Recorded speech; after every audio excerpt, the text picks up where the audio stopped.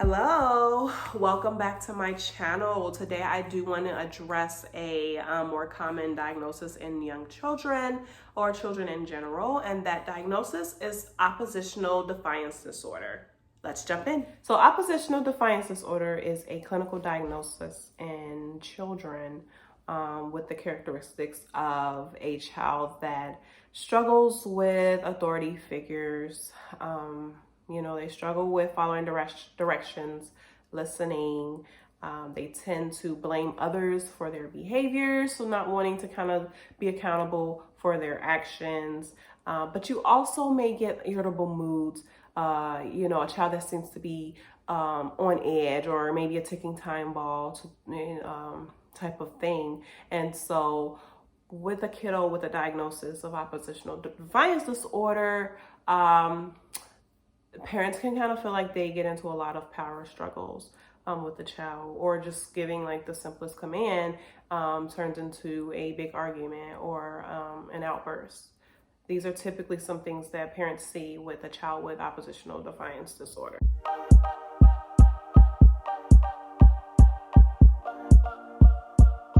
Okay, so it's very important to distinguish the difference between normal developing behavior in children and an oppositional defiance disorder diagnosis. And the one thing that kind of separates the two is severity. So defiance, opposition is typical in children some of the time.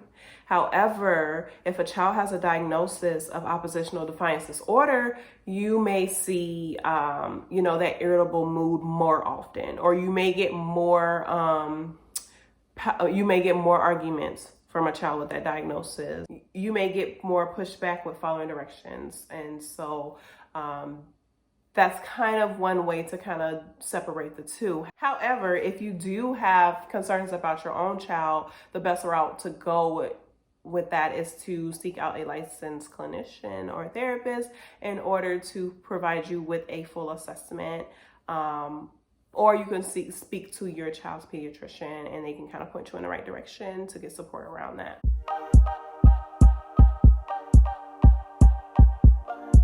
All right, so now I want to talk about some of the, I would call them, influencers or risk factors for a child developing a diagnosis of ODD. And one of those risk factors could be temperament. So the personality, temperament that the child was born with could kind of put them at a higher risk of developing an oppositional defiance disorder. Another thing that can impact this diagnosis is the family environment. And so what that looks like, are there rules at home? Are there not? If there are they enforced? Are they enforced consistently or inconsistently? Another thing we want to look at is discipline in the home. How is discipline handled if it is? What does that look like? And then we also want to look at the family's history of mental illness. Is there a mental illness in the parents' background or family members that could possibly be impacting the child's own mental health? So a few things that can affect the child having an increased chance of developing oppositional defiance disorder.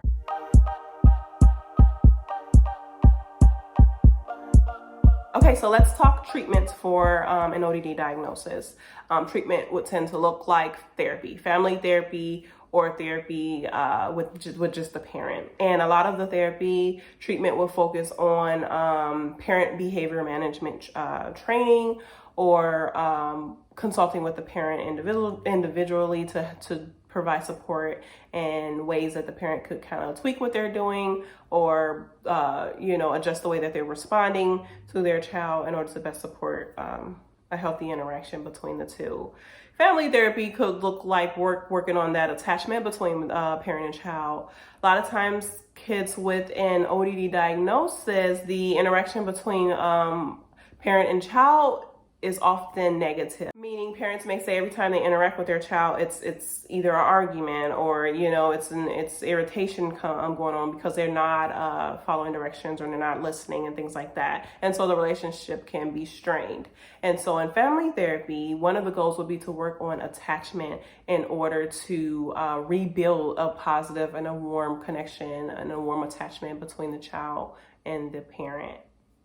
That would be very, very important in order to get your child to start to trust you again, you know, enjoy that relationship, enjoy that time and respect the relationship in order to kind of get on the other side where your child is, you know, decreasing instances of arguing and increasing instances of following directions. So with all of that being said, I do want to thank you for listening to me talk about ODD today. And if you have any additional questions or concerns about maybe your situation, you can definitely feel free to reach out to me. You can leave a comment. And I will get back to you and try to support as best I can. Also, if you enjoyed the information that I shared in this video, please leave a like or comment down below and share the video so that others may potentially benefit from this information. Bye.